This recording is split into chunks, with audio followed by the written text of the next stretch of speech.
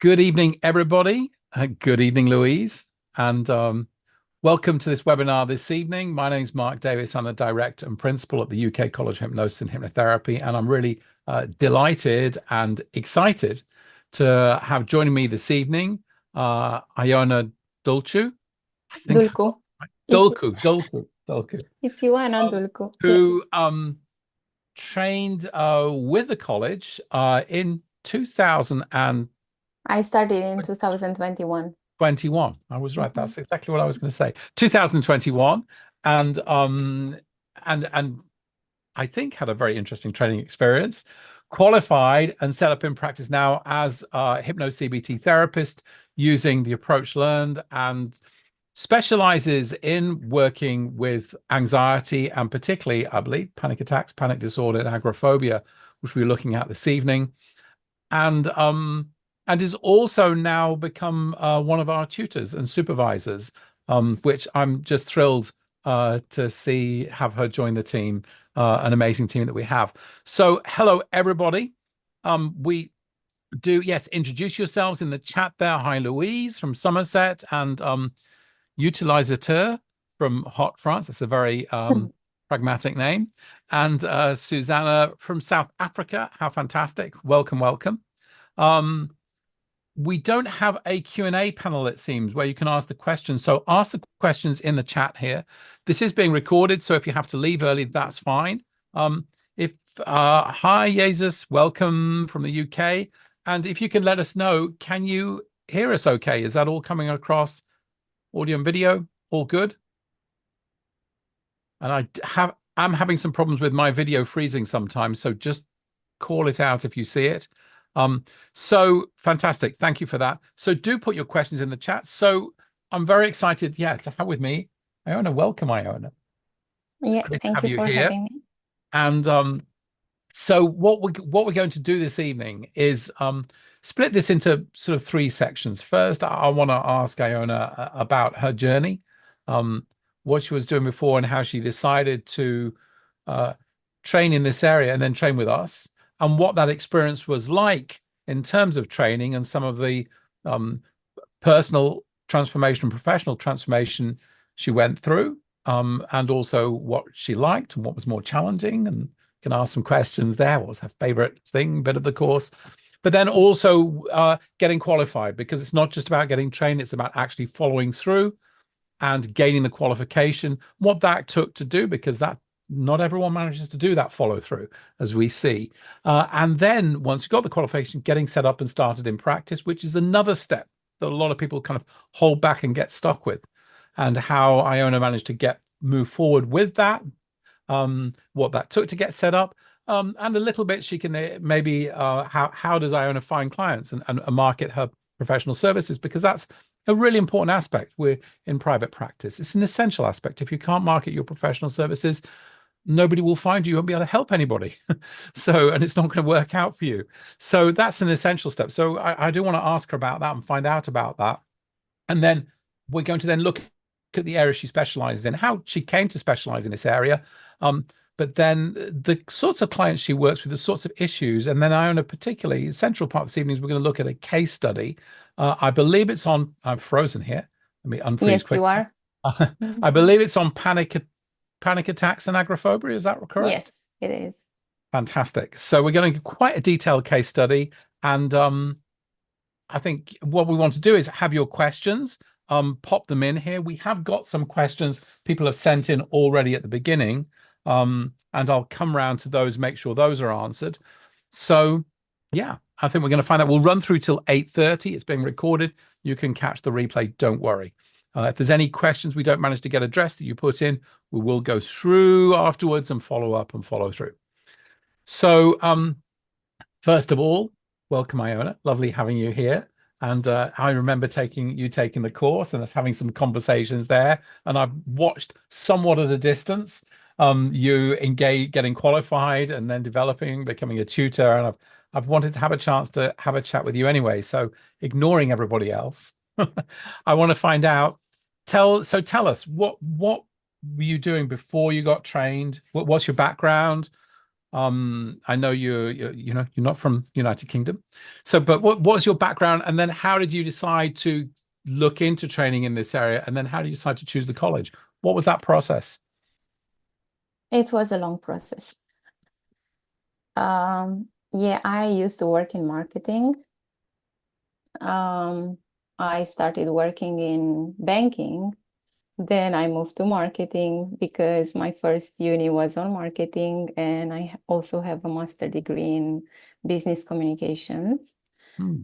And it was an interesting journey, but I always wanted or thought about psychology and thought about me becoming a therapist. But because I originally came from Romania, psychology and everything that's related to it wasn't that popular at the time, 20 years ago, more than 20, 25 years ago. So yeah, my So what, roles let me were ask in you, marketing. what planted that idea in your mind that you'd like to be some type of therapist? Because it's obviously probably not a main career option in Romania at the time, 20 years ago, by the sounds of it. So how did that idea come as a seed sort of in your mind? Actually, I remember me having a book on hypnosis. I was 14 and there was no possibility, to go on YouTube at the point. Mm. And I learned by heart the scripts and I applied them to me. Really? I didn't know that. And I remember that this evening as you were talking. Yeah. That just came back to you now. Wow. Do you remember what the book was? No, exactly. I don't remember, but I remember it was progressive muscle relaxation. Ah, interesting. Yes. Interesting. And so Yes. but how did you go from there to then you thought, well, I'd like to do this professionally and help. I mean, how did that idea come about? Because many people might have that experience, but they Mm-hmm. think I'm going to give up marketing and become a therapist. So when I decided go on this route, I was working in marketing. I was working for a company based in Las Vegas, but I worked remotely from Romania with them. Um, it wasn't something that I liked or enjoyed, but Hmm. at some point, my husband came with the idea of going to psychology to uni.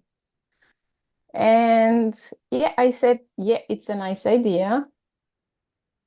Let's try it. And then that was in 2019. Then the pandemic came, and I remained with psychology working, studying online and my marketing role. And this continued till 2021, when at some point I decided I can't do both. And yeah, decided to leave my role in marketing. You And were doing it an was when undergraduate degree in psychology, yeah? yes, and it was when I started working. So it was when I started working on my assessment questions for the college. Ah, but let's come back. So how did Mm-hmm. you decide to do an undergraduate degree in psychology? Is that correct? Mm-hmm. Yes. So In Romania, it's a mandatory condition to become a psychologist. And after that, it follows a master. And after the master, you are autonomous psychologist. And then if you want to go on the psychotherapy route, you would need a training, 4 or 5 years training. Actually, the training would be 2 or 3 years, but you would need to stay in supervision for 2 or 3 years. okay. So quite a long route. But it Yes. sounds like you were part way through your undergraduate and then you decided to train with us. And is that Yes, right? Or how did I that happen? started. I started. So we moved to London, near London, and at some point I saw an Ericksonian course online. Hmm. I went there. It was only 4 days. It was a basis course. It didn't give me the whole background I needed to start practicing. and I needed more. And from uni, I found about CBT, and then I searched if there is a way, because in Romania is this training in CBT and hypnosis, but it's not cognitive behavioral hypnotherapy, it's CBT plus hypnosis. Mm.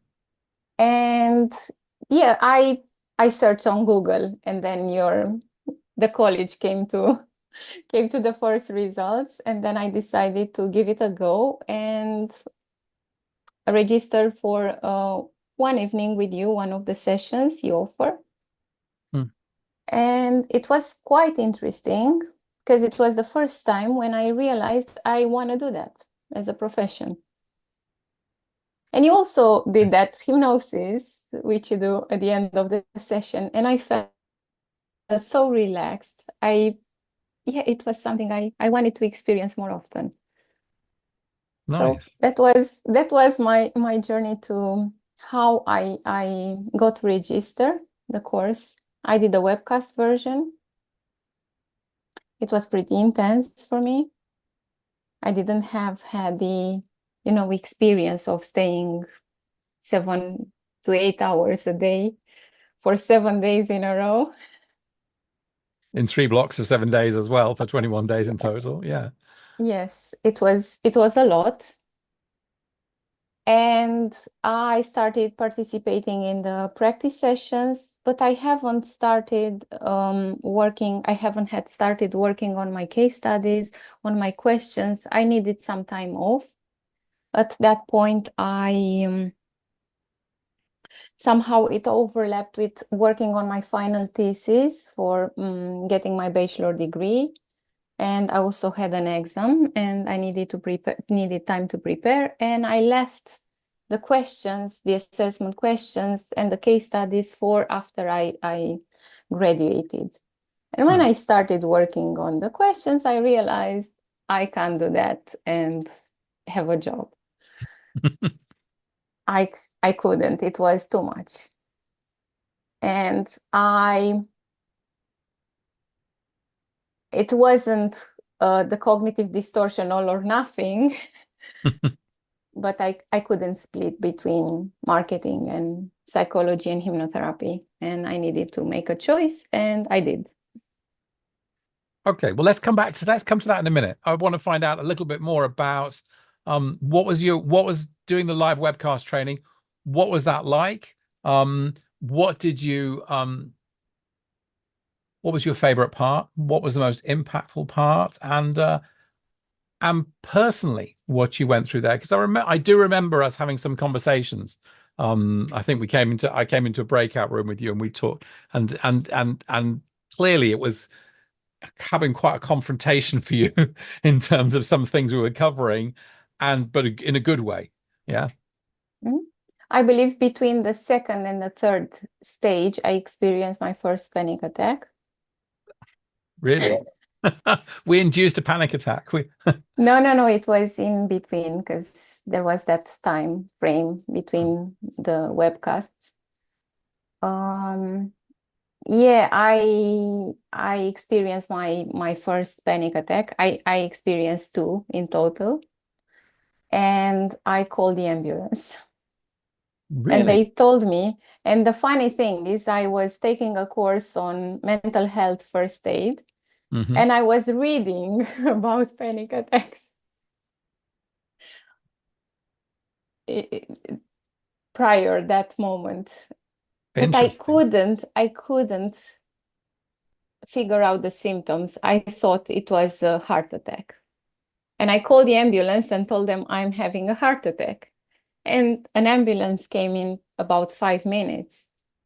And they came, and I got relaxed, and a lady tested me, and she said, you've just experienced a panic attack. And I was, wow. And I knew after that why. I found out why I experienced it, because earlier that year I lost my mom. And sometimes a cause for panic attacks is losing someone, losing a relationship, experiencing loss in a way or another. but it came out of nowhere. And then 2 weeks after came the second one, which I knew how to handle, and it was okay. I didn't call anyone else. I recognized it was a panic attack. I recognized the symptoms, but after that, it didn't. I mean, that's Come very back. interesting because I'll personally reflect with you on this. I don't think I shared this in the course that when my mother, who passed away in 2012, when but before that, about 2011 would have been when I heard that she got the diagnosis of cancer, and that it was stage 4 terminal. Um, I remember, I didn't have an emotional reaction particularly. I wasn't cold, but it was like, okay, that makes sense. That makes sense of what's been going on. Gosh, but then I was lying in bed that evening, that night, not trying to fall asleep. I don't try to fall, but lying there, ready to sleep. And suddenly I could feel my heart sort of going, and I started to have what's it called? Palpitations. Palpitations. And Yeah. and it felt like there was a little sort of dolphin in my, if you have palpitations, which it's not just a racing heart, it felt like there was a whole dolphin in my heart going like this. Yeah. I was Yeah. like, this is really odd feeling. I mean, it wasn't scared. So this is a really odd feeling. And I was like, there was no way I could sleep with this going on because it's a very distinct feeling. Yes, it So I is. went downstairs to look up, well, what do you do when you have palpitations? And it said, one of the things you can do is something called Valsalva maneuver. And Valsalva maneuver is basically taking a breath in and then pressurizing and even popping your ears and holding the breath for nearly as long as you can with a lot of pressure and then releasing. And I was like, well, I know that. We teach that on the course, a version of that on the course in our tension release breathing. And I know it from respiratory relief from Wolper's work. So I was like, okay, well, I know that's just a big version of that. So I did that. And immediately the palpitations stopped and I was able to fall asleep. Yes. So interesting because this aspect of like, even though I hadn't felt any particularly strong emotion around that, it's like my body had a response Yes. to that loss, which was interesting and very curious. And I've never really been able to kind of, I always think we're conscious of everything, but clearly there was something here that my body, the cells of my body, it's say, in terms of losing the likelihood then that I was going to lose my mother, which is this awful thing that you hope will never happen, and it will happen for most people, and it's a horrible, horrible thing, and then you go through it and you accept it. And but at that time, mentally I seemed reasonably prepared, but my heart clearly was not. So anyway, I thought it was interesting that you had that was, and I'll come back though, because I remember, I think it was something else. Maybe it was the Salter material or something on the tension, becoming aware of there was some things we had some conversations about, and you were like, this is confronting a lot of stuff for me. And Yeah. forcing me to think about how I am with things. Yeah. Do you remember some of that in the course? Yes, I remember. I remember actually all stage 3 because it was very intense for me. Because it was in the relaxation in the first stage, the hypnosis part, which was interesting. I liked it. But then the second part with more on anxiety, phobias, Mm. assertiveness, and the behavioral part of things, exposure, desensitization. But in the third stage, Mm. I confronted my own fears. Oh, really? Yes, yes. Because of the experience with the panic attack, or No, because of the experience with all my fears, I managed to confront my fears. Mm. And maybe that's why, especially in the practice rooms, in the breakout Mm. rooms, and yeah, I got lots of answers throughout the course, especially in the third stage. And And yeah, you I because I assume you've worked through those. Do you want to talk about what those fears were then? Because were lots of fears, including one of changing my career, Mm. including because obviously I didn't pay for this course. It's not cheap just to just as a hobby, just as, not university was not cheap, Yeah. master was not cheap. My psychotherapy training there, it's lots of money there, but besides that, it was that fear of changing, of switching. I knew I wanted to do that, but I didn't have the courage to do it. And yeah, I believe I did lots of in vitro and in vivo exposure with that in confronting my fears and decided which way to go. Because at some point when I started working on the questions, I realized I didn't have time till end of year to finish my course and to get my diploma. And then I realized, yeah, that's the moment I need to choose. So that was the moment where you had to overcome your fear Yes, by confronting it. by committing. Yeah. Yeah. Yeah. Yeah, and also committing, exactly. And the flip side of fear, of course, of anxiety is confidence, right? It's confidence, is courage, is, a state of well-being, of knowing I have the resources, I will handle it no matter what it is. Yeah. Well, confido means with Mm-hmm, with mm-hmm. with faith, with trust. Is it Yeah, related it's to faith.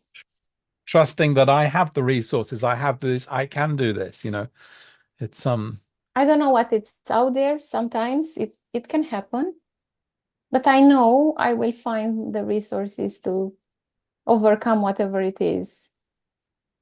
fantastic. Well, so you took the training and then you made that decision to that you had to Quit my focus job. on it, quit your job. Yeah. Mm-hmm. So what was that like? And was it because it sounds, I mean, you're intimate, there's a sense of like of some financial risk in this, of some financial investment. And if it didn't work out, what's going to happen? So, but you went the whole hog, you fully committed to it. Yes, I did, and I haven't thought of that anymore. Good. Great. Mm. So let me ask, so what were the things involved in committing in terms of obviously you took the action of quitting your job, but any other actions, but also what changed in terms of your thoughts, Mm. self-talk? Mm. Did you use hypnosis? I Was it use a sudden moment hypnosis. or was it I like you use really worked? hypnosis, not daily, but I use hypnosis, especially when I can't sleep.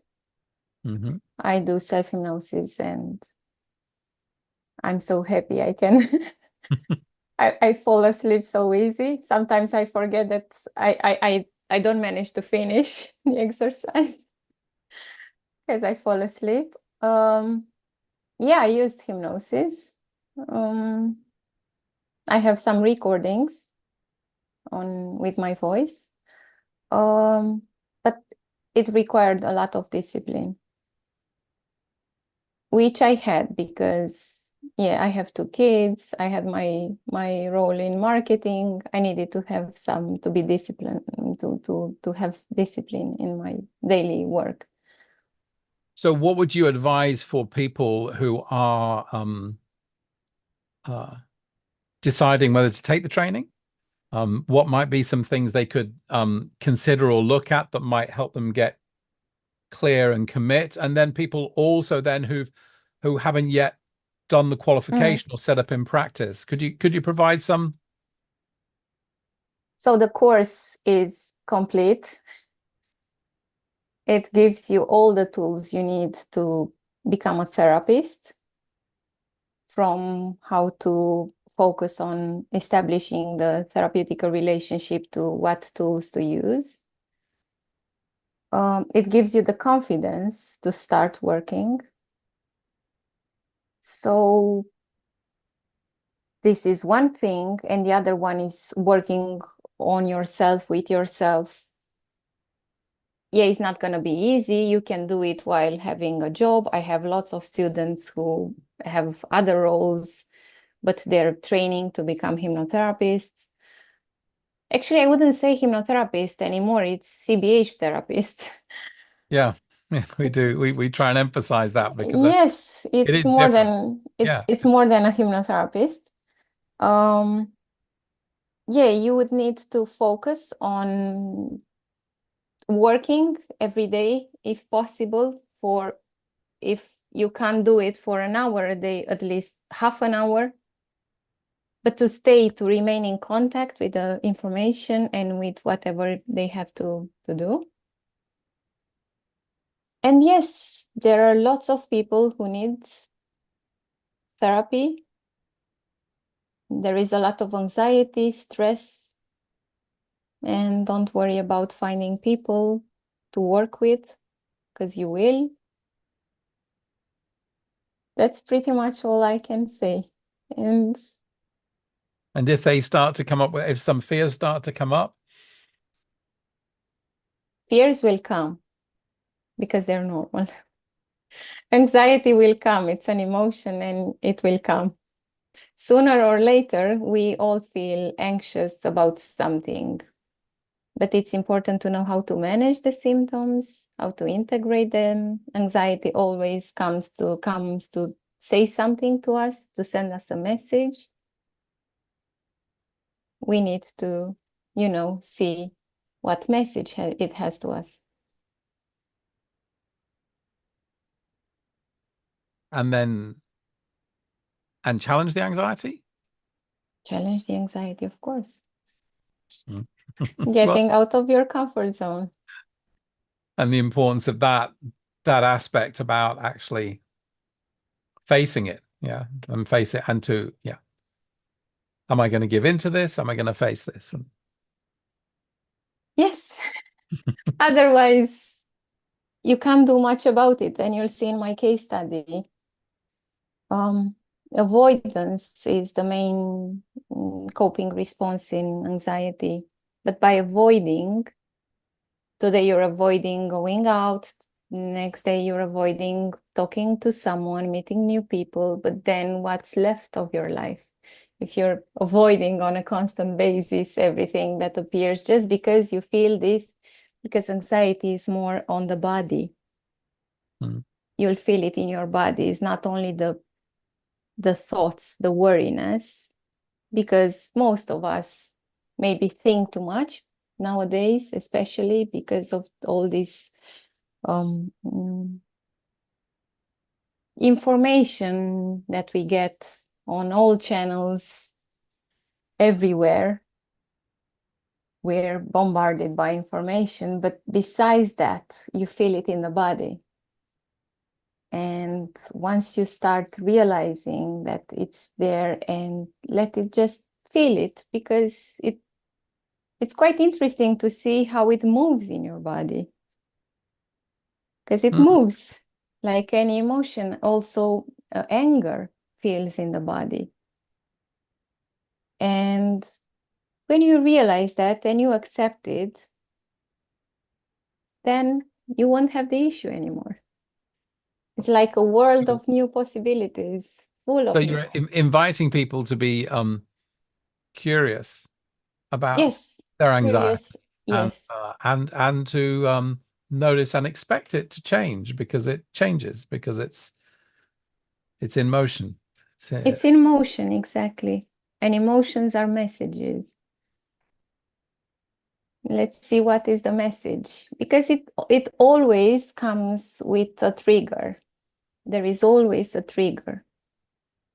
And if you follow that route by applying CBT, But you like, are saying, let's be clear, that the message, the message avoid is generally the one that you probably, that idea that, oh, you should avoid this is not yes, really is not what you want to be going with. You want to look at maybe at the message but not follow through on it.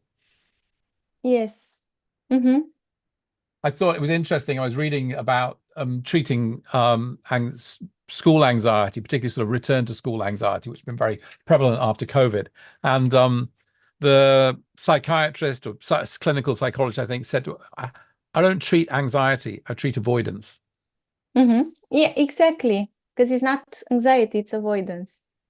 So I'm going to pull some threads together in terms of, before we move on, just tips for everybody then might be to notice if you start avoiding anything in terms of the course, the assessment questions, getting set up in practice, and to really then track back on that to the anxiety and thoughts perhaps, and have a look at what's might be behind that. But to notice if you start avoiding, right?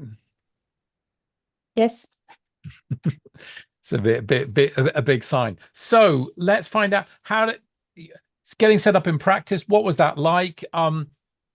Seeing your first Mm. clients, and also how do you market your professional services? We might take a peek at your website quickly as well. Yes. So what would you like me to start Well, with? first, what was that like in terms of you completed and you got your qualification? What was Okay. that like? And then getting your insurance and website and launching and The insurance was the easiest thing. okay. Don't worry about that, everybody. Yeah, don't worry about that. Um, so I talk about my case studies and the assessment questions, the journey through this? I mean, just very Mm, briefly, yeah, just give yeah. a sense of that. What was that So like? But I also did getting it. level 5. I needed 20 Okay. practical hours, Okay. which I believe it was amazing that I had the chance. I was on the first generation of level 5 students. I started working on my assessment questions, which by the time they were the same for everyone. They basically there was no levels 4 or 5. It was just a level. And yeah, when I found out, I won it because, especially because I had this opportunity to work more with my clients for my case studies. Hmm. I also came with that fear from last time, from I told you the other course, which I also graduated. I needed to do 3 case studies there Hmm. with the 4-day hypnosis course on Ericksonian hypnosis. But it wasn't enough. It was case studies with 3 sessions. It's not enough. You barely get to know the person. Hmm.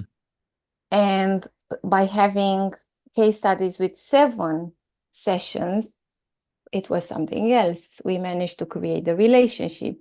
And I also remember my first case study was on social anxiety, another one was on assertiveness, and another one on fear of driving. And it was so interesting to read about all these topics, how to use all the um, mm, appropriate tools and interventions from the course. And it was, yeah, I really loved the journey of working on my case studies. And every time I went to the manuals, it was like a new discovery. Oh, I didn't figure that out. But it's so interesting to connect the dots. And even now, because I work with my students, I would go to the manuals and I would reread the information. And every time I find something new, even now. Yes, they're quite they're quite rich, aren't they? Yes, they are. And I love them. And after that, so after I finished, I graduated, got my diploma. I started working on my on my website. I used Wix. At that point, I created my own website. Now it's in WordPress. I moved it. Can I just call up your website? I'm trying to Yes. I'm going to just search because I think it'll just come up. Uh And Share it.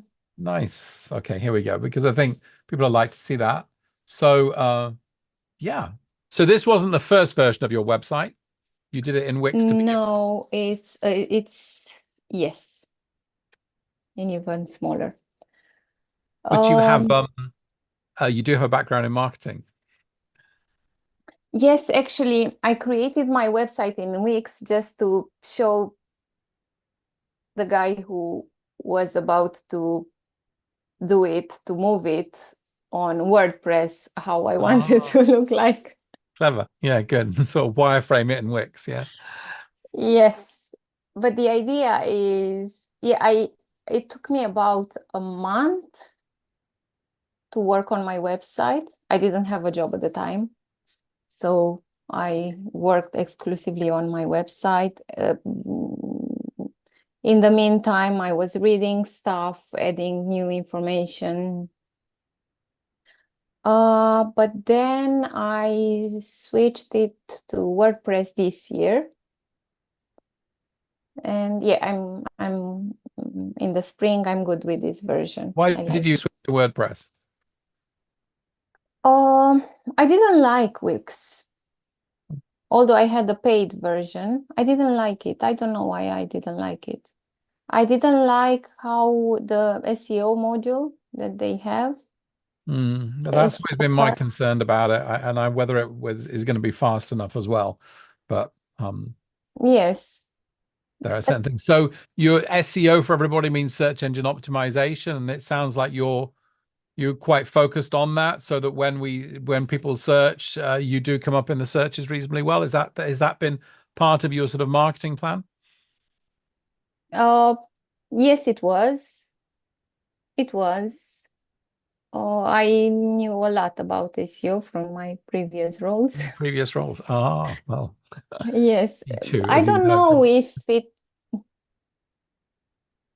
I believe it remains somewhere in the back of my mind that this is important and I wanted to focus on it. But I like it more in WordPress because it's more elegant and I like Yeah. this theme. I mean, I think it's just worth, I don't know if anyone has any questions or comments just on the website here, but I noticed a couple of things. First, that you're very present on it with a number of different photographs of you that allows us to really meet you and see you, which I think is really important. And oh, and I love that you have this signature at the top as well, which makes it Yes, feel very personal. But it's also, this sort of warm professionalism, as I call it, that I think, that's what I asked was for, warmth and professionalism to come through in my website design, which was done a long time ago. Please don't anyone go and look at that.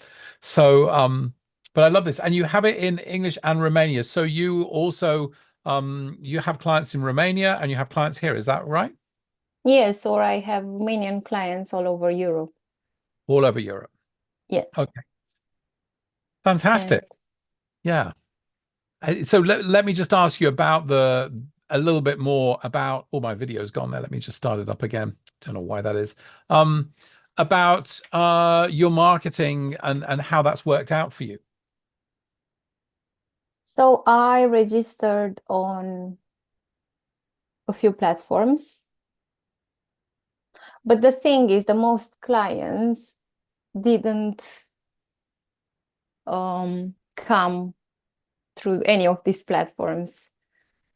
Some of my clients came from Facebook, some of them came from Instagram, and some of them from some Facebook groups. Because at the beginning, when I was working on my website, I did some pro bono work for a few months,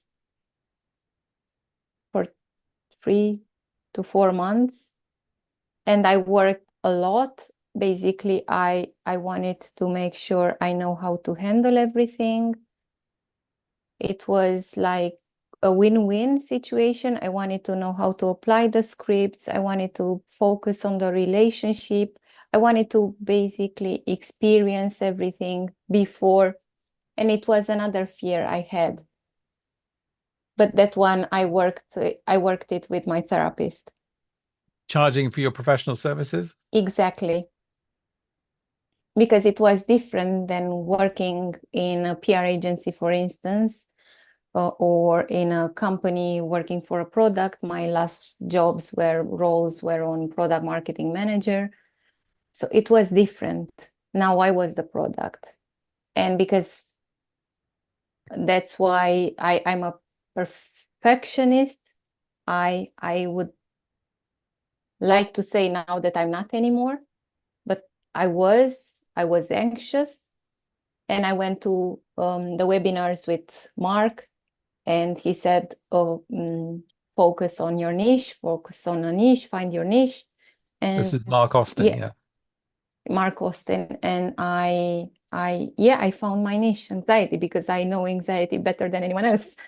Now, you know anxiety better because of the panic attack? I mean, because of no, not only because of the panic, because of perfectionism. And perfectionism as well. Yeah. Okay. No, of course. Because of overthinking, because of lots of cognitive distortions. Yes. And because of all these sensations in the body, which I'm very comfortable with them now. But yeah, and I had to discuss that with my therapist, because I didn't have the courage to charge people.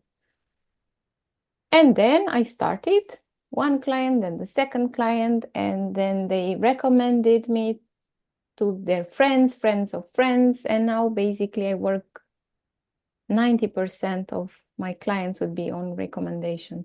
On referral. Interesting. Referrals. Yeah. Interesting.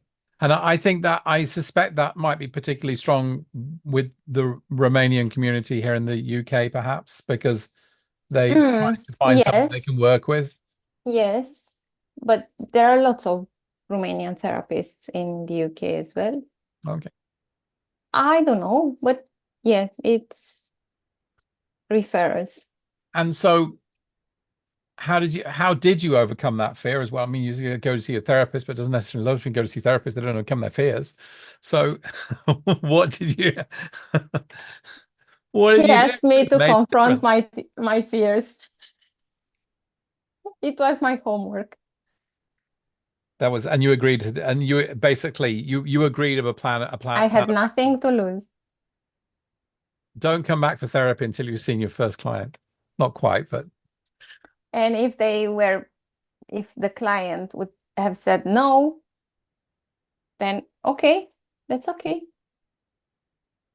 I was comfortable enough to wait, but it wasn't the case. And then another client and another client, and then referrals, and yes. So would you recommend, and I can't figure this out, you see, would you recommend that people do some pro bono work first or not? Yes, I would recommend that. Yes, I would. But beware, that might be feeding your it might be a type of avoidance as well. It's avoidance. But I would recommend at least a month to do that, because it's you getting used to, especially if a student would go for a level 4, which doesn't give them the opportunity to practice with more clients for many hours. Case study experience, yeah. Mm-hmm. I mean, the thing I would say is all charge nominal rates, just very, just enough to, I think it's always good that some exchange happens, because there needs to be some exchange. But yes, it was something they would recommend me to other people. And they did. It wasn't basically free. So how was your first fee paying client? How did that go? My first paying client was one of my case study volunteers. And yes, I started from there. So she stayed with you, yeah? Yeah, she stayed with me. Interesting. So after the case study, she decided to I don't know I don't remember if we had a break for a few weeks. But yes, she remained. And actually it was after 3 months after my getting my diploma when I charged her. Okay, so and how long between finishing your course to get your diploma? 3 months to get my diploma, to start charging, to get my website done. Well, the whole thing from the end of the training to yes, 3 months. Practice, 3 months. There you go, everybody. That's a good timeline. But you had quit your job at some point quite early on in that 3 months, which meant you were able to focus. And it sounds like you're quite. No, I quit my job in August when I started working on my assessment questions. So I had, I lived from my savings for about Yeah, for about a year. For about a year. Mm-hmm. Okay. Mm-hmm. And then how quickly did you reach that point where you were seeing clients and not having to live from your savings? Did that take, once you started charging, how long did it take for that to sort of build up to a, we call it that sort of survive point financially? Survive point, 8 months, and Okay. then a year to not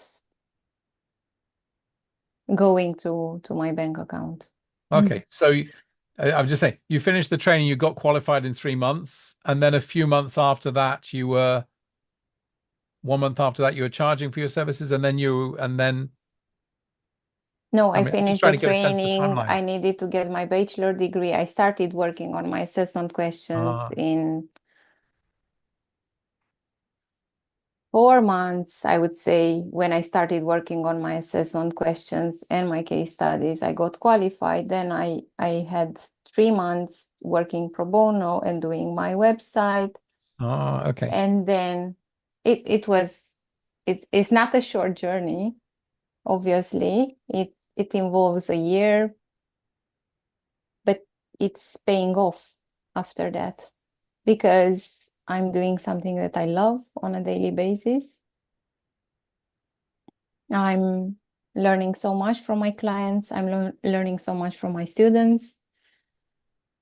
It's not on Sunday evenings when I used to work in marketing, my anxiety had to visit me every Sunday evening. I didn't like that feeling. It was, oh, not again. Because on Monday morning I had the status meeting with my team, but now on Sundays I'm so happy for my sessions on Monday. So it's different. Maybe I'm lucky, but I really love what I'm doing now. And financially, it's working out. Yes, it is. So the investment paid off. Yes, from all points Fantastic. of view. Fantastic. And can I ask roughly on average how many clients or client hours do you per week? Per week. Uh, 25. Wow, that's quite busy.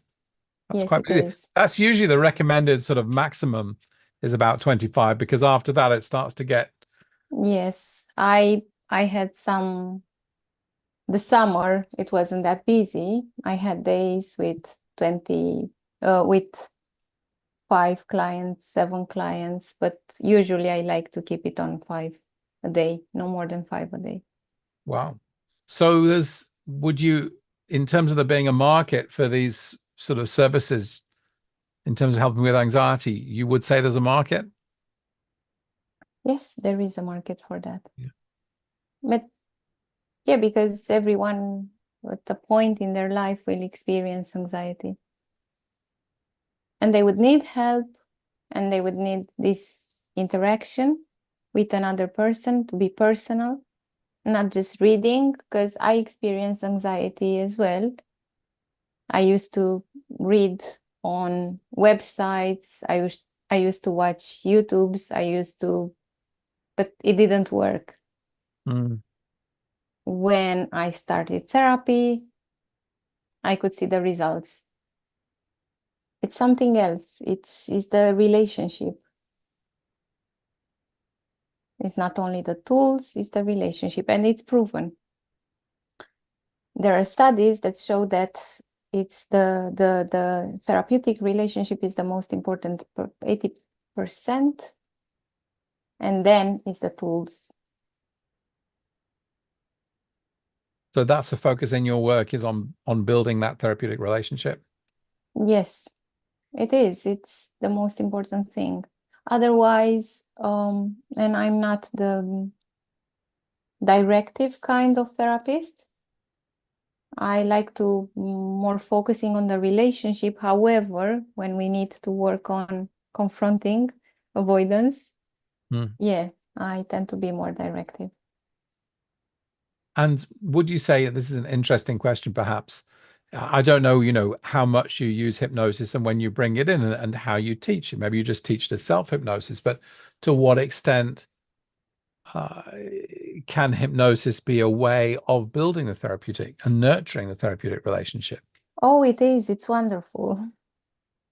It's a wonderful way of nurturing this relationship, especially because when someone would come very stressed and you would apply stress relaxation script, they would feel so good after that. And I love when they open their eyes and they're smiling and stretching their hands and their arms. And yeah, and they're saying it was amazing, thank you. And yes, it's a great way. And I use hypnosis with 99% of my clients. So facilitating this experience for them of becoming deeply relaxed, it helps them, it helps build the trust Yes, and the confidence in you and in the therapy, I'm guessing. Yeah. yes, but if you as you probably saw on my website, I don't address misconceptions about hypnosis and anything like that. Mm. I don't believe in misconceptions about hypnosis, maybe because I tried it when I was 14. I don't know. I understand that stage hypnosis is something different and totally different than therapeutical hypnosis, clinical hypnosis. So this is not a subject of conversation. But I would explain to them when I apply a script that hypnosis involves several stages. One of them is induction, and I would explain to them what induction is. Another one is deepener, another one is suggestions, and another one is emerging. And I would explain to them everything so well that they don't fear, they don't have this, you're doing something with my thought. And I would do the pre-talk in explaining to them that there is nothing good or bad in what they're experiencing. Everything that happens is normal, it's their own reaction. They would be in control all over the exercise. And if at some point they would want to open their eyes, they can open their eyes. That they would hear my voice, they would accept only the suggestions that they choose to accept. And yeah, basically this is how I build the relationship and the trust. Interesting. I would say you're addressing myths and misconceptions in your explanation. Yes, but it's in an indirect way. Yeah. Yeah. We are not talking, I won't wait till they would ask these questions. But I do it kindly, with kindness, focusing on their experience at the moment, not being intrusive. And what's your experience when you're delivering hypnosis? I'm so relaxed. I love it. Well, there is this body of work. I don't know if you've looked at it, from Professor Eva Banyai in Hungary, and she looks at she did very interesting work on alert hypnosis and all going on the exercise bike, but on the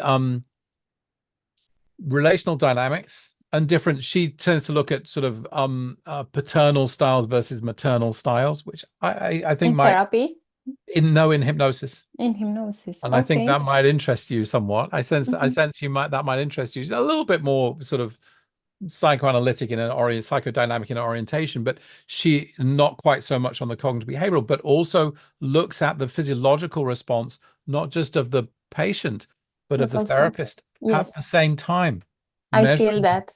Yeah. Yeah. Yes, I feel And that. and I think there's something about the willingness to let go of being the therapist here and enter into this In the dynamic relationship. flowing Yeah. experience, relation experience, and you're facilitating this experience, but you're going along with it and surrendering to it yourself as well, just as you're asking them to surrender to it and experience it. Does that make sense? Yes. Yes, it's interesting because I experience maybe not all the script, Mm, because when I would do the script writing exercise, for instance, I would need to be focused. With some clients, I do these scripts more often. mm, But yeah, with a relaxation script, I would allow myself to feel the relaxation as well. And that relaxes my voice. And yeah, it flows the entire experience. And yes, I think. I find it very interesting. Well, let me ask you one more question before you get to your case study, which I'm interested in. Mm, In terms of, because you clearly use hypnosis a lot, to what extent is everything sort of prepared, what you're going to say in terms of having, or to what extent do you use your intuition as well in mm, spontaneously in the moment? I mean, in the therapy session is one thing, and that's an interesting, and obviously one has to use one's intuition because you can't script the therapy session, and you've got to, where we're going to go here, here's what. yes. So there's this, but really in the hypnosis session, to what extent do you then follow some intuition that's coming up for you as you're there working with your client as they're in Mm. hypnosis? I did a script I delivered a script last evening on emotional um, acceptance. It was that script, Hmm. and safety. And I used most of the suggestions based on my client's experience. Hmm. But I allowed myself to be very calm and in the moment, and I didn't put any pressure on me in delivering. I only wanted to find the right words just to focus on her personal experience. And at the end of it, she recognized that. She said, you I accepted all the suggestions that you said, because it was me, it was my experience. And it wasn't only the suggestions, the suggestions from what she told me last evening, it was from all our work together.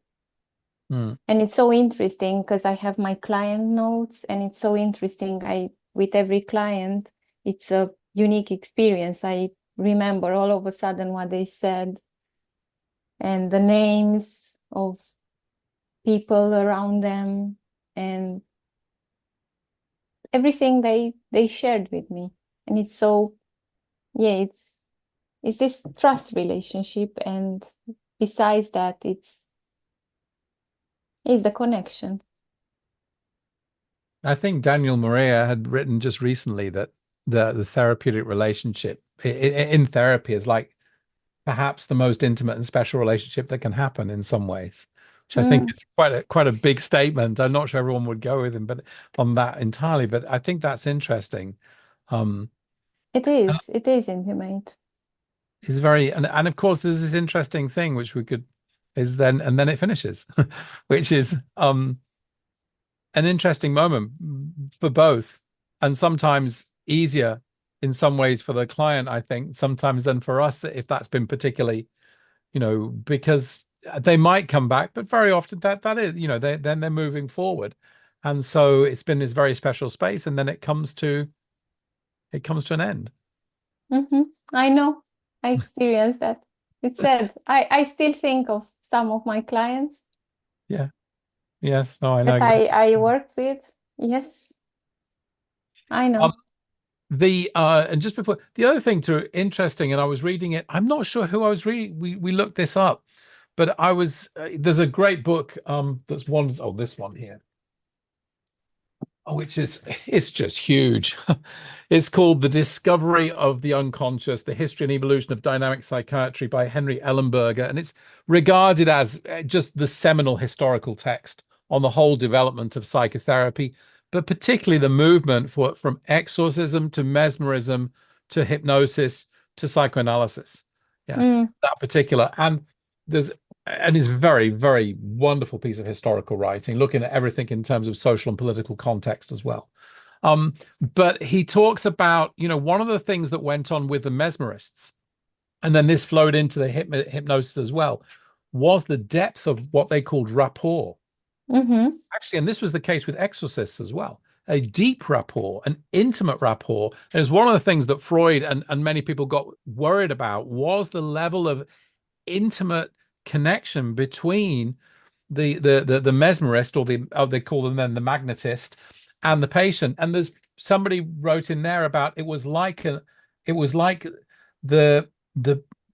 client, the patient, was able to read the mind of the mesmerist, and the mesmerist was able to read the mind of the client. So intimate was their communication. So I just, it's very interesting to find that reflected right back there in this, over 150 years ago now, talking about this depth. And then rapport became this whole thing that was too much, and there was a movement away from it in the development of psychotherapy, interestingly, because it was so intense in terms of hypnosis or mesmerism. I mean, both of those things sort of, we can put them together in terms of that very intimate relation that's happening. Interesting, huh? Yes, it is. I don't know if I would go that deep with this idea, but it is a very intimate relationship. Yeah. Because, yeah, no one would share with you that much information, intimate information, if they weren't feeling safe with you. And that's the confidentiality aspect of Therapy. our work. Yeah. And the opportunity to take that to another level nearly during hypnosis, in terms of, this sense of being right there with a person. And anyway, interesting ideas. So let's have a look. You chose to work with anxiety. This is the area you chose to specialize in, from your various personal experiences. And then you have a case study, I think, to present this evening.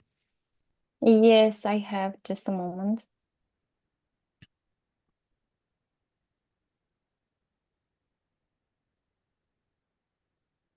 Because we talked about confidentiality, I haven't shared the name, the age, and some identification details of my client, just to keep it as safe as I can. So my case study is on panic disorder and agoraphobia. And I would start with what is panic disorder. So, and what is a panic attack, first of all? A panic attack is what happened to me, what happened to you, a sudden and distinct episode of discomfort and fear, because it's coming with lots of fear, because of the various physical symptoms. It would be heart palpitation, it would be trembling, sensations of choking, shortness of breath, sweating, chest pain, nausea, dizziness, numbness, hot and cold flashes. And cognitive symptoms, it would be, usually it's fear of going insane, fear of losing control, fear of dying, and in some cases would be feelings of detachment or unreality. So I work with clients, they said, I saw myself in the moment, but I wasn't there. I was somewhere in the back. These attacks begin abruptly, and they are brief, seldom lasting longer than 30 minutes, with peak anxiety reached at 10 minutes or less. Panic attacks can come seemingly from nowhere, unexpected attacks.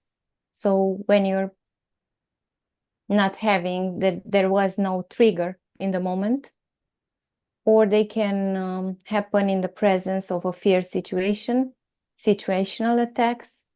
Example, an individual with a fear of speaking in public has attacks when needed to deliver a speech in front of other people. This is the panic attack. And panic disorder is when it needs a panic attack happened unexpectedly to happen to diagnose panic disorder, because panic disorder is more the fear of having another panic attack. Is diagnosed if the individual experiences persistent unforeseen attacks and experiences continual apprehension either about having future attacks or about the repercussions of these attacks, or alternatively modifies their behavior as a result of having panic attacks. So they start avoiding things. They start avoiding going outside, going to places where they think they might experience another panic attack. After the first panic attack, individuals with panic disorder typically become overly focused on the physical sensations of panic, interoceptive stimuli. They begin to worry about repercussions of these physical symptoms, with the result that they develop persistent anticipatory anxiety about having future attacks. So it's the fear of having another possible panic attack. Whilst agoraphobia is something that happens at about 50% of people with panic disorder also have agoraphobia. Many individuals with panic disorder also change their behavior because of the attacks and may develop agoraphobic symptoms. Unlike specific phobia, agoraphobia is not a fear of an object or situation. It is a fear of being in places in which one might experience a panic attack and cannot easily get help with. There is no one there to save me, along with a fear that the panic attack will lead to loss of control, illness, or death. Commonly feared places include open or closed spaces, being alone in the crowds, public places, bridges, tunnels, elevators, traveling in buses, trains, cars, airplanes.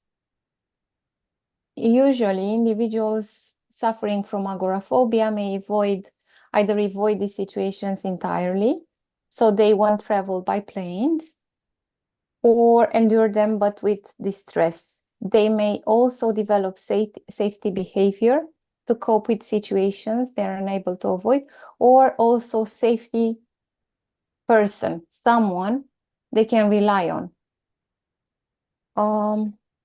And you'll see from my case study, we worked for 12 sessions. I chose the name Mia for my client. So she's 34 years old. She came to therapy because she experienced this intense fear of having another panic attack, particularly when using the underground, which she had been avoiding since the pandemic. Her symptoms started when she was promoted to manager about a year ago and had to commute to work 3 days a week. She needed to manage her team in person. She struggles to manage the fear of not having a panic attack, which has led her to limit her activities to those within the house. So she didn't go out without her husband or without her family, her mother. And when she got out, she would avoid situations that might have created this idea that she might have another panic attack. She was also afraid of traveling by car or by plane, so it wasn't only the underground. She's particularly anxious about doing the school run due to her fear of having another panic attack. And I'm quoting having another panic attack here because this was her phrase. And not being able to look after her son. So in the event she would have had experienced a panic attack, and if she was with her son, what might have happened to him? Who's gonna be there for him? What if he might get lost or anything like that? She was on medication, Cipralex and lorazepam, but lorazepam was given prescribed by her psychiatrist to take it only in need, only if she experienced a panic attack. So she was taking Cipralex only. She said they were more like a safety net to make sure she wouldn't fall, but said she noticed no real difference whether she took them or not. But like a safety behavior, it was the medication, always with her in her bag. Mm. And can I just ask, maybe you say on the next slide, has she stopped going to work here, or is she continuing to work and go in 3 days a week? She continued to work till a point. After we met, the third week, I believe, she took a month off to decide if she will quit her job or not. I think you mentioned some of this here. Let's continue through and see what you say there, because this impacted when things impact people's work, of course. No, And I haven't mentioned that, but yeah, it was she stayed at home for a month, for an entire month. because that's always significant, isn't it? Once it starts to impact like that, this sort of functional impact on people's lives, Yeah, much more severe yeah. than. Basically, she became unfunctional. Yeah. Mia is married and the mother of a four-year-old son. She works as a team manager at an IT company. The family lives in a nice flat in a pleasant neighborhood with their cat. Her husband is her safety person. Whenever she feels anxious or fears having a panic attack, she calls him and asks him to stay on the phone with her until the symptoms ease. Moreover, on the 3 days a week, so she did that, but she did that with him. Oh, okay. He went with her. Mm. And when she exited the train, he continued on to his workplace, which was in a different part of the city. So it was a lot for him as well. Mia's job is stressful. She felt very stressed at work. Not only does she manage her team, but she also serves as a bridge between the company she works for and its clients. So it was a stressful job for her. She had to work on weekends sometimes. But besides that, and I believe I wrote about it, besides that, she had some problem employees she needed to cover every time, and this became really stressful for her. If she decided to quit her job, she said she didn't want to accept a manager position anymore because of the stress involved. Not just because of the panic attacks, or have those two things come together? No, not just because of the panic attack. No. She didn't experience panic attacks at work. She experienced the panic attacks on the underground. Yes, but The just job sometimes was just another layer. another layer. Yeah. Yeah. So first panic attack was at 24, followed by a few others. So she came to therapy, but she didn't experience a panic attack. She was afraid she was going to experience one. That's why I said panic disorder. After each panic attack, she went to the emergency unit. So she ended up in a hospital, and they said, oh, it was a panic attack. And it was really difficult for her to handle the physical symptoms. She has a sister who is 2 years older than her, very close. She enjoys a better relationship with her father than with her mother, who was overprotective and controlling. She said that she inherited all her mom's fears, experienced nightmares, especially in childhood. She remembered dreams when something grabs her, and she said, I can't get out of there. I feel trapped. She couldn't move after waking up in the middle of the night. She experienced some sleep paralysis. Significant events in her life. She experienced several incidents in her childhood and early adult life that impacted her. When she was 4, her grandmother left her alone in the house and went for shopping, grocery. When she realized she was by herself, she became terrified. So she was very aware of that fear, even now. At 5, her cousin died in a car accident, which caused her mother to become even more protective, determined to keep her and her sister safe from harm. That's why I said she was overprotective. At around the age of 8, she was trapped in an elevator with other children. They needed someone to come, the service people, to help them get out. At 20, her former nanny and neighbor tragically died in a fire in her flat. And at 24, when she experienced her first panic attack, by her then partner responded with indifference and refused to come with her to the hospital. In the basic assessment form, because I applied the basic assessment for behavioral, it was avoidance, staying at home, calling her husband whenever she felt lonely or scared, or going out with him as her safety person. Affective, fear, worry, anxiety, panic, feeling low, depressed because she was in this state. Somatic, lots of bodily sensations, warm knees, increased pulse rate, shortness of breath, nausea, tiredness, loss of appetite, poor sleep. And I mentioned here as well that she was on medication. Interpersonal, so reduced her social contacts to the minimum. Relies on her parents, husband, and in-laws. She experienced a lot of pressure at work due to some people in her team regularly making mistakes she needed to fix.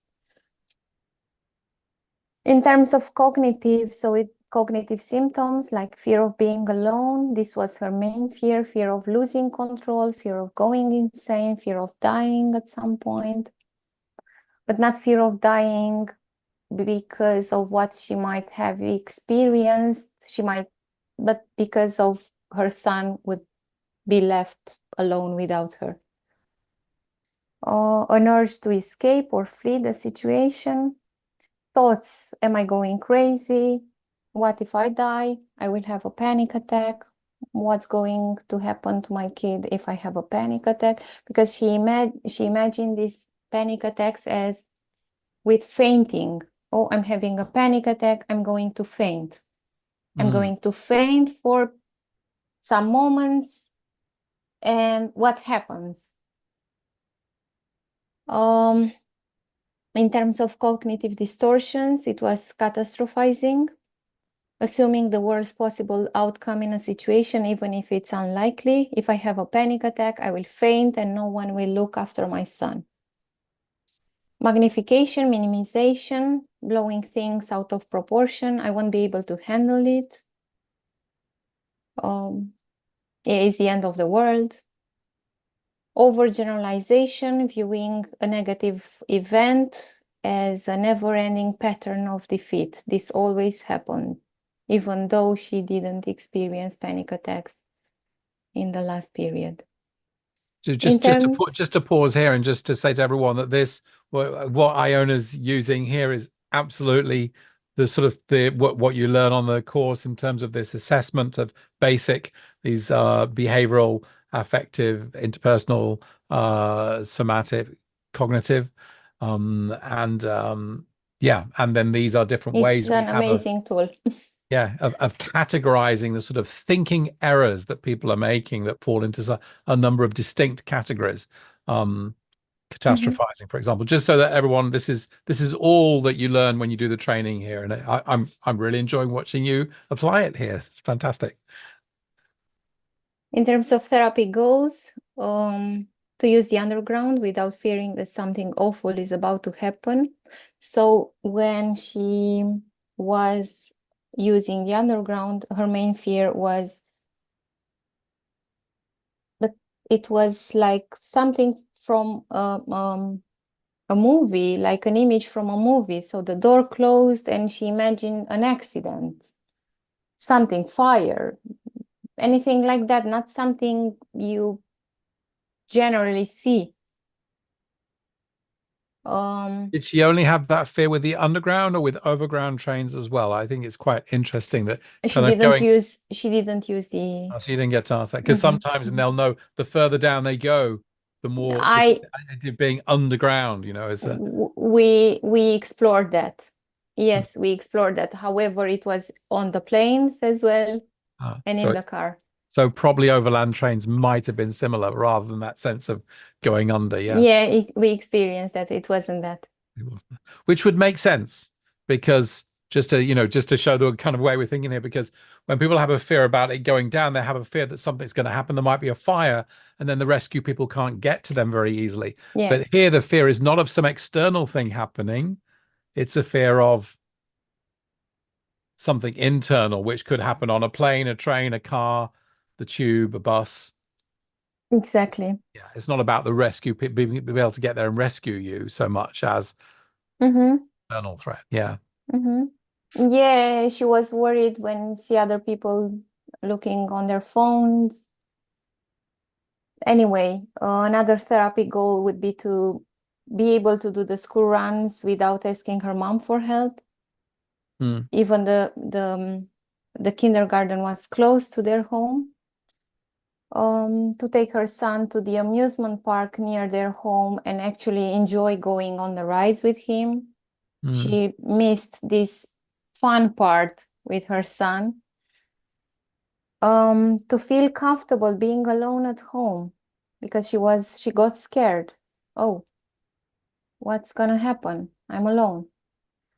Um, Also to reduce physical symptoms of anxiety and to feel less stressed and eat normally again because she lost appetite. mm. She ate just to survive. In terms of tools and intervention used, I'm aware of the time. Okay. So this is basically all you will learn in the training. So I use psychoeducation on panic attacks, anxiety, agoraphobia.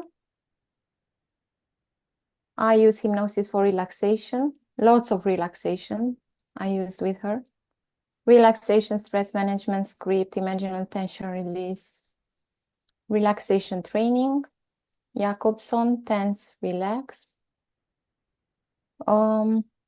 Lives on the stream. So imaginal tension release is the same way relaxation training, but we used to not applying the script every session.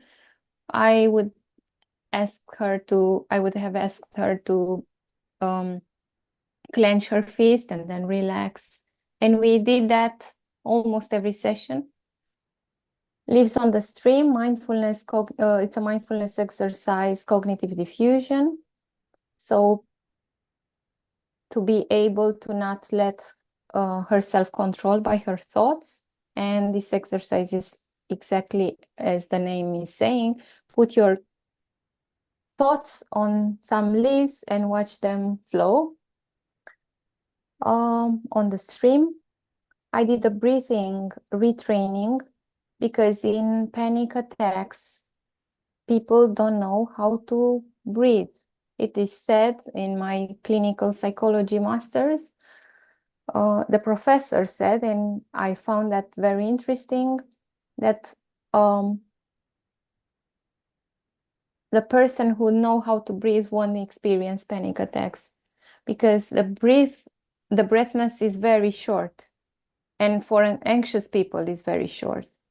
And I did the breathing training, abdominal breathing with her. I chose, because I like that the most, one hand on the chest, one on the belly. Breathe in slowly for 5 seconds, breathe out slowly for 5 seconds. We And also did, could you do abdominal breathing? Because some people they just they don't even know how to do it. It takes a while for them really to work yeah, out. but because they place their hand on the belly, it's more easier, because they can feel their Yeah. hand. Yes, yes. Um, Were and your sessions in person or online? Can I just online, I work only online. okay. Oh, interesting. Okay. Mhm. Um, I also did mindfulness of breathing and thoughts. This one is in stage 3. I also used ego strengthening script for increasing self-confidence. This helped her with her work. The positive play script,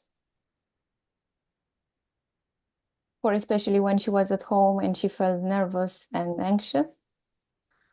And the tools used, other tools, behavioral intervention, Stain's clenched fist on agoraphobia, being on the underground, and ABC exposure as well to target the agoraphobia, and coping cue card to cope with the fear of being alone. So we worked on some cards. She placed them on her desk or on various places in the house, just to have them um, as a reminder of And the these are fact that, things she could say to herself, yeah. yes. And can you briefly explain the Stein's clenched fist and the ABC exposure? And So the Stain's clenched fist, you would focus on 3 memories, positive memories, and then you will go in and you will clench your right fist. And for the negative memory or negative thing you'd like to address, you would clench your left fist. And it's interesting because she continued to use this in real life scenarios. So when she went on the tube, she clenched her right fist, getting in contact with so her strong. positive memories. I can do it. I'm strong. And with the ABC exposure, with affect behavior and cognition, you would expose the person to their main fear. So basically, this is in vitro exposure. It's using imagination and being in the same situation. And it's interesting because in this ABC exposure, people real feel all the intensity of the trigger situation, like if it was real. And they manage to work on their feelings on the situation, to work on their behaviors. What will you do? We will have a conversation prior applying the script. What is that you don't like about this? What you do? What you want to achieve? And we will focus on the resources and on what they want to achieve based on that. And also see cognitions, the thoughts, because it's very important to work on the thoughts. The And what they've you're already done saying the in the script. relaxation training with you as well. Yes. Yeah. And cognitive interventions, Socratic questioning, distortion spotting script. This was very useful because she became aware of the automatic negative thinking patterns. This was very useful. And also helping her to generate new positive cognitions, turn the negative into a positive exercise. I also mentioned the homework. Self-monitoring of panic and anxiety symptoms. I gave to most of my clients the daily mood log. It's a tool developed by David Burns. I found about David Burns in the course on cognitive distortion. I read his books, and yeah, I found this amazing instrument to track thoughts, emotions, sensations, and behavior, but also identifying which cognitive distortions apply in specific trigger situation. And this exercise makes them feel aware of these distortions. Or is it me for real, or is it a thinking pattern that I have? Mm. And also breathing exercises every day for 10 minutes based on the training we did. She had to work on the hierarchy of fears, top 10 fears. And she came with fear of accidents, fear of being alone, fear of doctors. Fear of fear is your panic is the panic disorder. Yes. Yeah. Mm-hmm. So everyone can see that, and Mm-hmm. it tends to Hierarchy of, multiply all the other fears, doesn't it? It tends yes, to make all the yes. other fears worse. If you have fear of fear, then it's Mm-hmm. yeah. Hierarchy of avoided triggering situations, like what she was avoiding. Uh, some books to read, My Age of Anxiety, and this was on anxiety, and another one on finding courage, Elizabeth Gilbert, Big Magic, because she has a nice explanation of what fear is at the beginning of the book. She was in the process of writing a book, and she didn't get inspiration because she was afraid. And she basically, she became friends with her fear. And I really like this book. And also watching Noises in Your Head on YouTube, search for it on YouTube. It's a series of episodes explaining what anxiety is. They're very useful. Some behavioral experiments, gradual in vivo exposure. So she started by taking the underground on weekends with the family, with the son and the husband. Then progressing to weekends with her husband and son in different carriages. Then going out without her husband, and finally taking the underground on a weekday alone. Let's just explain. In vivo means real life exposure. Real life exposure, In yes. vitro means in the test tube or in the lab, or in this case, it means for us In usually in the therapy hypnosis, room or in the imagination. in the imagination, exactly. And after that, and it was interesting. She needed to go on holiday by plane, Mm. which she did. And I believe that was our last session, and she was very happy. She still sends me from time to time small wins. So she managed to confront her fears, most of her fears. So she's not afraid of being alone. She's not afraid of traveling by plane, by underground. She's not afraid of enjoying the rides with her son in the amusement park. She's not afraid of going to kindergarten to do the run. I would say the school run. I don't know exactly what's the term for this. She's not afraid of going out. But yes, she allowed herself to expose to her fears. And it was a lot of motivation there. And how many sessions did this run over? Because I mean, how many sessions was this? So I said 12 sessions here. 12 sessions, that's right. Mhm. And your assessment session was an hour, or was it longer, or did you run assessment over several sessions? Because you seem to have gathered a lot of information. No, assessment was two sessions. 2 sessions. Okay, I interesting. do assessment sessions of 1 hour. I don't do 1 hour and a half. And did she have some recordings to listen to as well? I couldn't in terms of No, I haven't, or I believe I sent her the Lives on the Stream. interesting. But she had these books and the YouTubes. She did the breathing exercises. And in terms of, and so the motivation, she applied herself really in the therapy sessions and in the homework. Yes. Yes. And She how was did you? motivated to read the Scott's book on My Age on Anxiety. Is like all the information.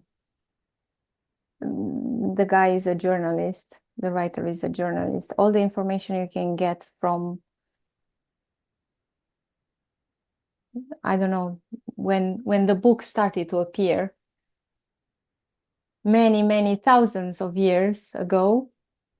So is the history of anxiety Ah, related by people in various books, in various, yeah, usually he studied books and wrote this book because he also experienced anxiety and wanted to see if it's a common thing for the world. That's why he managed to go so that far in the history. And it's a very interesting book because it normalizes anxiety. and was this important for her to It understand? was, and it's important for everyone to normalize anxiety. That is not something that happened generally to you and you're unique in this.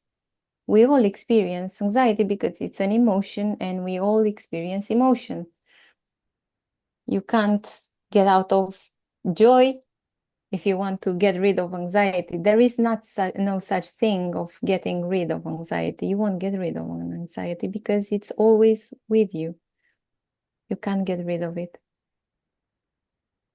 But you can manage how to you can learn how to manage it, to integrate it. Interesting. Interesting. I mean, my experience from having been in India and my teacher that I studied with, there was no anxiety, no fear, nothing. So there was, I think that search for fearlessness has been something that's been important to me in terms of that, how do we live in the world without anxiety, without fear? Um, that's an interesting challenge.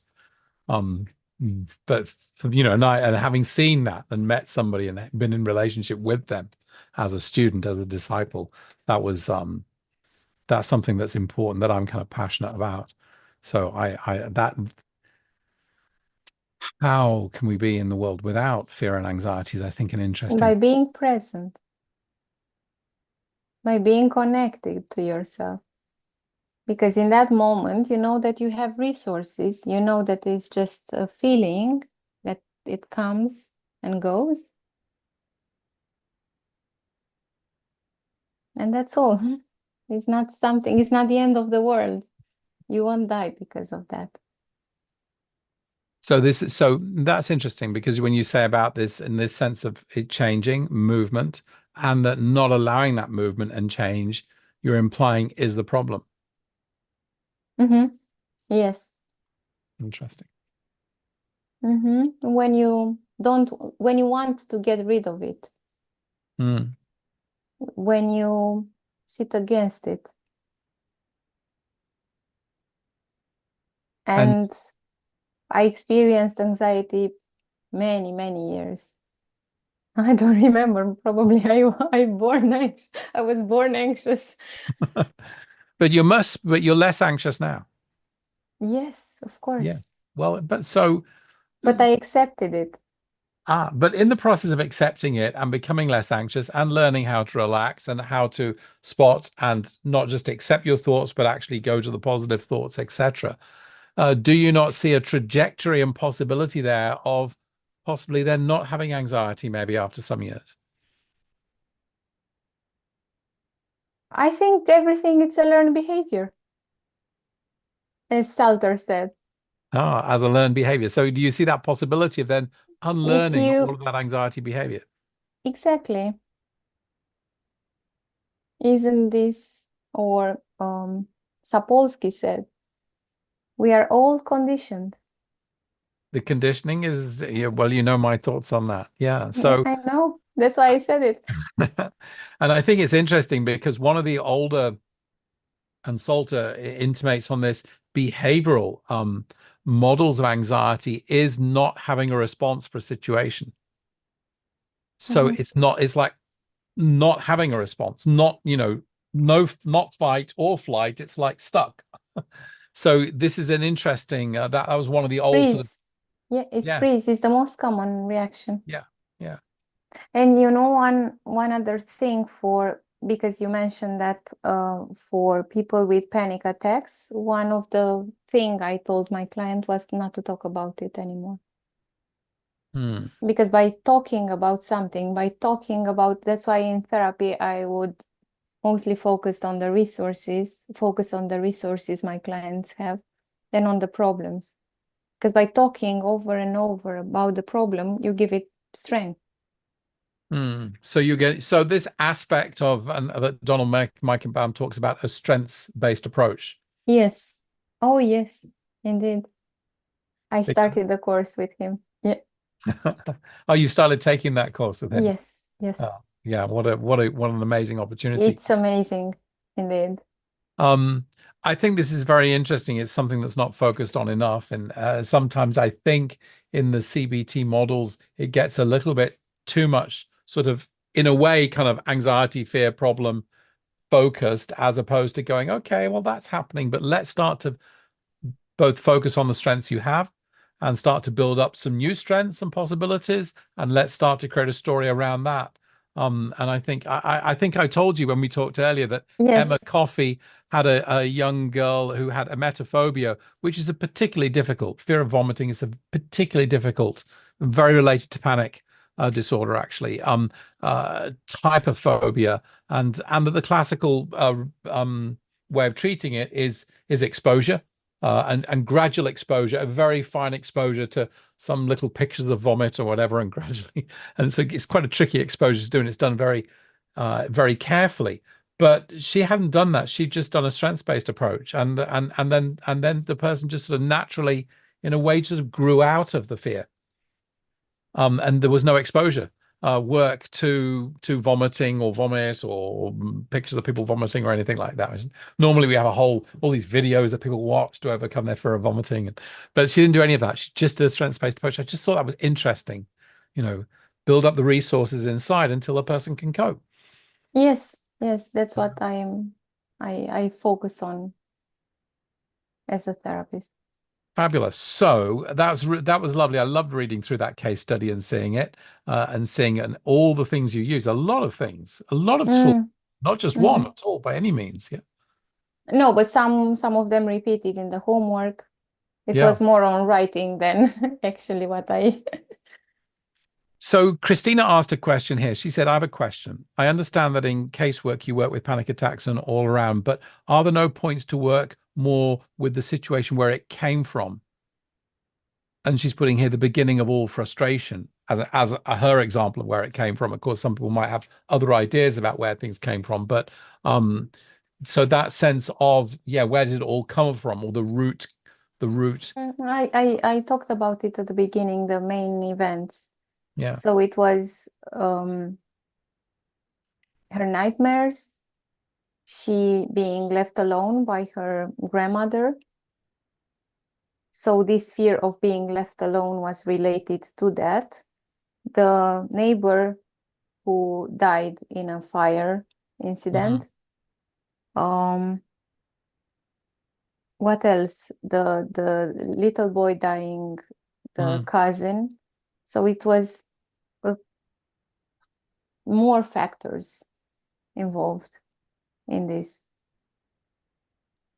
And I thought there was something somewhat unfortunate in there, because my understanding is I don't think this is particularly related to those other things that are going on there, but the sleep paralysis episodes.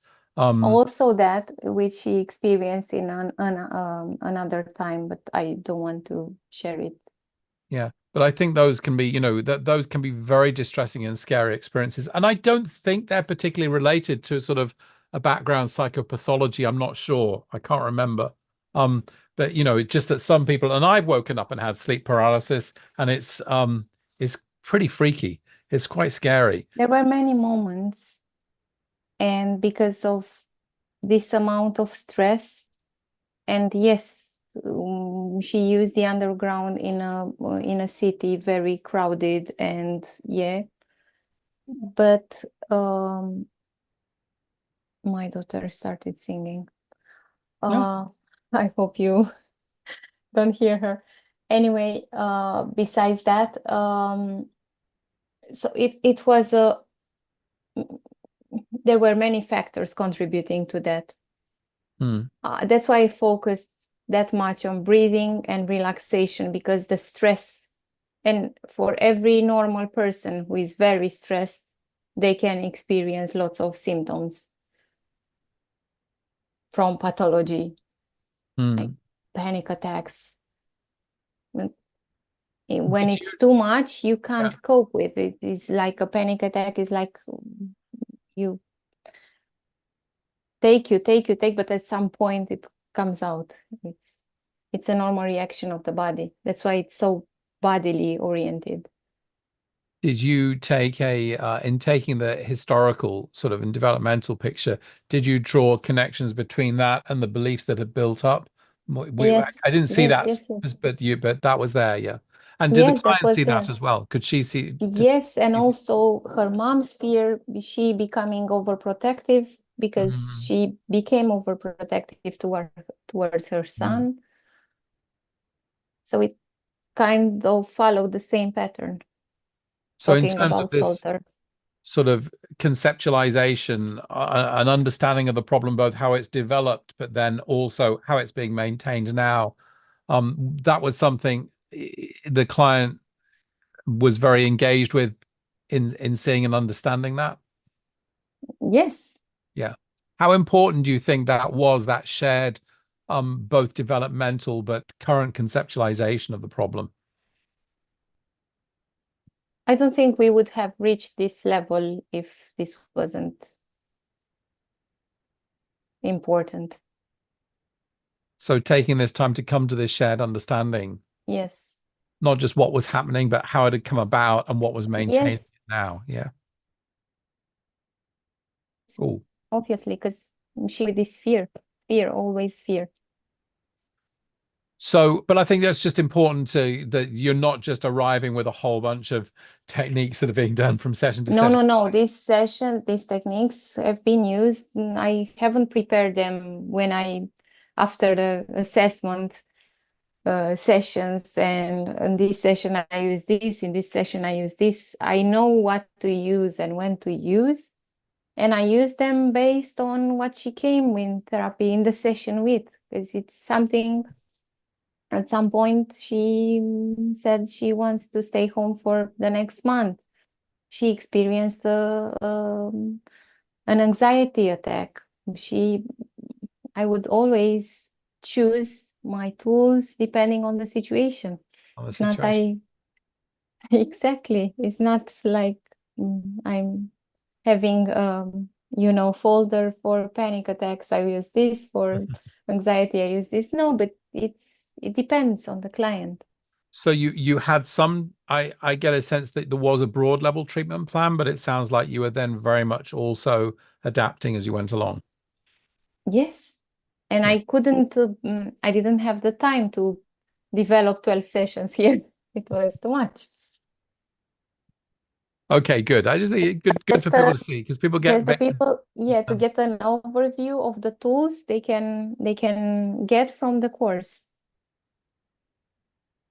So this sense about being able to, I use this analogy of getting Your into, screen is oh, frozen hold on, again. let me just fix that. I Mhm. use this analogy of getting into the swimming pool and swimming, in the shallow end, and then later with more complex things, the deeper end. But from the point of view of also getting into the swimming pool and swimming with the situation and having the confidence that you have a range of tools that you've learned that you can actually adapt into a treatment plan rather than feeling I've got to know what to do from beginning to end.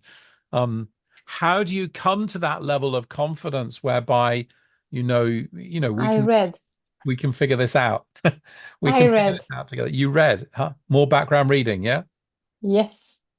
Lots of books. Lots of books, but not just reading, because you had taken the course, so you had all the experience of it on the course, and you And done the manuals, a of case study. course, lots of books. The books recommended as the main in the course. Other books on various situations, because if I have a client working, I need to work with depression, I would want to discover more on depression. Hmm. Not anymore at this stage, but in the beginning, yes, I read a lot. A lot of things that then coalesced into the same set of ideas and principles Yes. and techniques, rather than, because people could read a lot but take themselves off in lots of No, no, different no. directions. Mostly CBT books, pathology books, Hmm. clinical psychology books, stuff like this. Hmm. Good. Well, I love that. I love that you love reading and do that, and that Yes, love of in learning. this direction mostly. Yeah, I would like to know. I would like to know what I'm doing. That's why I practiced. I wanted to do those pro bono sessions in the beginning. And even now, I'm still learning. I'm work in progress. I feel like there's the more you realize there is to learn, the Yes, more you it's a realize lot. I only know like, and there's all this that I want to study. So there's this sort of Exactly. immense humility that comes in with, and you start to look at the amount of research that's going on into the area, Yeah, which is just huge and nearly impossible to keep up with sometimes. So I this know. I idea of know. knowing everything is like, is we're all still learning, huh? Yeah, lovely. All Okay, our now Danielle asks here, she asked just to host and panelists, but I'm going to read this out. Danielle, curious about thoughts on desensitization work for these same cases. ABC Um, exposure involves desensitization. I think elements of it. It's not just pure, there's a focus Not on the pure behavior and the, yeah. desensitization, but yeah, I didn't have enough time to apply everything, and I applied desensitization ABC exposure. So I think just to explain to everybody there, desensitization is a very systematic way of people overcoming their fears by training them how to relax and then having them present with a kind of the lowest item on their sort of hierarchy of fears again and again and again until they can stay relaxed, and then the next one, and then again and again. And this is actually the same sort of process that we That's use why if people I gave her the mm, hierarchy of fears. hierarchy of fears so you could work through that. Yeah. And I think it's worth noting, and just want to say this for students and people who've taken the training, that people think of desensitization just as that. But if you look at Wolper, he nearly all the time, he's adding in behavioral components in terms of assertiveness training into that. And once you do that, you're starting to get to the ABC exposure. You're starting to get towards that. Starting So small all the time, starting small. graduated exposure Mhm. and rehearsing in your responses. Okay. So, Lindsay says, thank you for sharing your experience and expertise was really informative, inspiring, interesting. Oh, I'm excited to start the journey. She's starting on Saturday. Wonderful. Andrea says here to Christina, if you will take the course and learn more about CBT and hypnotherapy, you will discover that these two types of therapy focus on the present moment and helping people change the thoughts and behaviors um, that cause distress at present. This seems to be more effective in creating quicker change than therapies that focus on causes from the distant past. Oh, Andrea's addressing Christina about root issues. Okay, kind of Mhm. where it came from. Are they having a bit of a discussion back and forth? Um,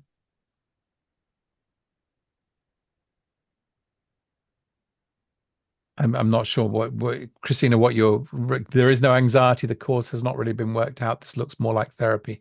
Okay. Utilisateur says, I really like your website, Iona. It's bright, clean, and simple, yet informative and personal. A good model Thank for us you. to aim for. Thank you for the case study. It was an interesting learning tool for me as someone who is just moving up to stage 2. I feel this is where I need to do the most work right now. I learned a lot from you. Thank you for taking the time to share this with us. Thank you for your comment, utilisateur. Thank you. Andrea says, for Iona, does the Romanian Association of Psychologists recognize this diploma, or have you had any issues practicing in Romania? Oh, can you please say it again, Mark? It got Yeah. interrupted. Does the Romanian Association of Psychologists recognize this diploma, or have you had any issues practicing in Romania? No, I haven't. The Romanian Association doesn't recognize this course. But in Romania, I apply everything that I learned from here as a clinical psychologist. That's why I do short interventions as well, because I am allowed as a clinical psychologist, registered there. And I think in terms of problems, you really mean in terms of any rules or regulations or insurance and things like this. It's a different thing. There is no insurance in Romania. It's just you need to be registered to the Romanian College of Psychologists. You need to follow all the route, which is a long route. But do you need to do And that, or is that just a choice? Or if you want to call yourself a psychologist, if you're a cognitive yes, behavioral yes, I want to. hypnotherapist, I am cognitive behavioral and I can practice all over Europe or all over my insurance allows me. But in Romania, yes, if you want to become a psychologist, you need to get registered there and follow the route, which is that a is regulated professional title, yes, psychologist? So this yes. is the key thing, everybody. There's that certain professional titles are regulated in certain countries. Hypnotherapist is not a regulated title really in any country except some states in America, the therapist bit. Psychologist is a regulated title in some countries, not in others. In the UK, it's not regulated on its own, but it is if you call yourself a clinical psychologist or counseling psychologist. But psychologist on its Mhm. own is not regulated. Psychotherapist is not regulated in the UK. Most countries in Europe, it's not, but Latvia and Malta, it is regulated. In I don't think Romania, it's also regulated I'll have to check. psychotherapist. Last search I did on that, I have a database link on my website for all the things, and those are Mhm. the countries that came up. So, okay, somebody says, Iona, it looks like you started your Instagram account in May. Did you already know people you could connect with? Did you ask friends, hey, let's connect on Instagram? Or how did you build to having over 1,000 followers already? She's a very popular person, maybe already. I don't know. Whenever someone followed my account, I followed back. And what sort of I things are you I posting on have your to account? admit I'm a bit lazy in promoting myself, my services, because I work a lot and I don't have time to promote. I What do don't you have put on? time What do you to put on Instagram? Do you pictures of your cup of coffee codes. in the morning and your pen and notebook? No. Codes, stuff on anxiety, stress, depression, abandonment issues, relationships, stuff I work with. Do you do No, I reels or just pictures? photos. I did some reels as well. Hmm. I didn't have time. I'm being honest right now. I don't have time to post. 20 to 25 client hours a week, and you're a mum as well, and you're doing some tutoring for us. You're busy. I'm very I impressed. am. I am. I'm very impressed. Stephanie says, utilitator is Gay from France. Hi, Gay. Stephanie says, this has been such a useful conversation to listen to. Thank you both for your time. It has also served as a motivational boost for someone who has finished most of the diploma but is nervous about launching into case studies. The nervousness is Oh, normal. Everyone feels anxious about it. Just, it's the nicest part of the training. Go for oh, it. there you go. It's the nicest Yes. part of the training, Stephanie. You're missing out on the nicest part. Yes. Um, okay. Andrea says, I understand. Thank you. I'm also Romanian, but living in London. I was wondering whether it will be possible to see Romanians from home as well. So it sounds like it is possible. Yeah. It is possible. Yeah. And Gay says, I'm struggling to get insurance here in France. Any ideas where I can look? Um, who's your insurer, Iona? Balance. Balance. I would try with Balance, Gay, but also write into student support. Um, and I know we're putting to page together on that. And Danielle says, thank you very much. I love doing my case studies. So someone else saying they love doing their case studies. Everybody get on with them. And Christina says, thank you very much. So, well, and it's look at that. It's 8:29. We're nearly perfectly on time. Yes. Iona, I loved getting to know you here, and I kind of want to find out more as well, and your way of thinking, and clearly you've gone and done additional reading, some additional studies, and I want to find out about that. But we are coming to a close here, so any final words of wisdom for people? Start Act as if following half your drunk. dreams. Pardon? If it's not a quote, it's start following your dreams, Start honestly. following your dreams. Yeah. So if people have a dream of being some sort of therapist, hypnotherapist, psychotherapist, psychologist, Whatever your dream is, just follow it. go for it. And it is possible. And there is a Yeah. market out there as well. People worry about that. No, there is. You will always find people you can connect with and you can help as a therapist. And also you will learn a lot from them. It's interesting how this relationship goes And back and forth. what's the best part of therapy for you? In terms of What gives you the greatest satisfaction? seeing people smiling, seeing them overcoming their fears, seeing them. I also work with cognitive schemas and stuff, and seeing them recognizing, oh, I acted like a child. I went in my child mode, but I came back to my adult self quickly. And yeah, this state of presence, being able to find your resources, because we all have resources. We just need to see them. So them becoming in that first Aware. kind of aware and kind of their own therapist. They're able to Yes, recognize their yes, that's the patterns. thing. Becoming their own therapist. Yeah, Isn't that the point of everything? We're just facilitating this exactly. Exactly. process. Yes. Lovely. Okay, It so was lovely. Thank you. yeah. Well, I loved it. I loved recording Such a and nice evening. yeah, so Always a nice. pleasure talking to you, Mark. I know. Well, I've been meaning to talk and catch up. I wanted to find out about your journey for a while, and we may do a part two. And I think you should, maybe do as you're one of the tutors. Also, we can do something for students in the hub in terms of presenting a case study and discussing it, because I think it's one of the most helpful things. People just to see this in action, to see the tools being used, to have confidence that what they learn on the course that they're fully equipped to go out there and work with Yeah, things. they are. The course is everything they need to for their sphere of competence. It offers everything someone would need to start practicing. Well, wonderful, and I love having you on the team as one of the tutors here, and Thank you. I love that's being great. here. And I love your love of learning. So yes, that's my next recommendation for you to read. I wrote it down. It's only 930 pages.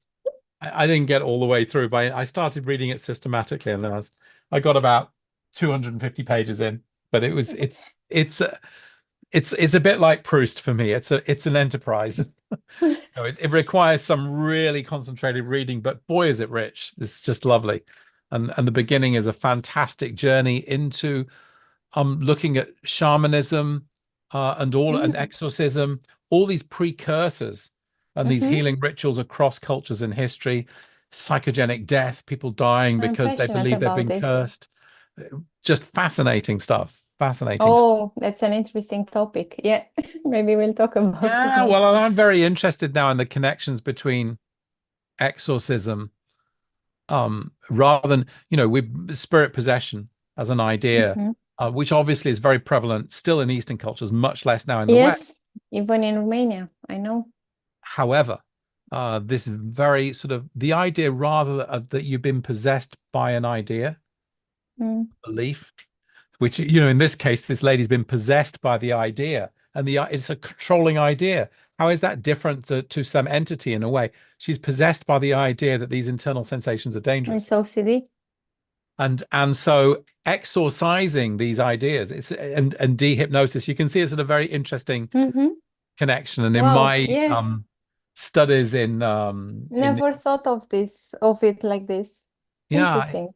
it's interesting, you see, and as in my studies in Indian philosophy, there was this wonderful philosopher Abhinavagupta from the 12th century, um, writes in these much more sort of esoteric sort of understandings that really the possession is by the idea of one's status. Sorry, am I frozen there? Yes, you are. So he gives eight different possessors. The idea of being possessed by the one's social status, one's purity, Mm. one's achievements in life. And he's got these eight different possessors, but they're all essentially cognitive. That's the actual thing that you're possessed by, and being coming free from that. Yes, interesting. Really very interesting to see such a modern idea like nearly 1,000 years ago. Um, and yeah, anyway, I think you'd enjoy the journey of that book, and it was going to I keep will you busy for a definitely while find anyway. it. Yeah. Okay, Thank you, well, thank Mark. you so much. Have a lovely evening, Yeah, everyone. and you Thank too, you. and go and hope you go and sing with your daughter and Yeah, enjoy. you Thank still you so much. singing. Thank you everyone Thank for you. your attention. Thank you so much. Bye. Goodbye. Bye. Good night, everyone.